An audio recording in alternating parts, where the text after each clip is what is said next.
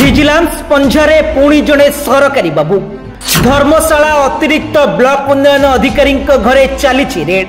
पैतृक घर सरकारी क्वार्टर समेत 7टी स्थान में चढ़ाऊ करुच्ची विजिलेंस।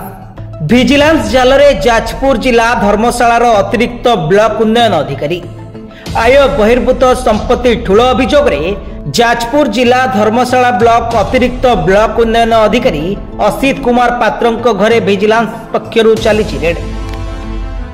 जाजपुर जिला सुंदरी मुहाण स्थित गरडेश्वर पैतृक घर कार्यालय सरकारी क्वार्टर समेत 7टी स्थान में एककालीन चढ़ाऊ करुच्ची विजिलेंस टीम।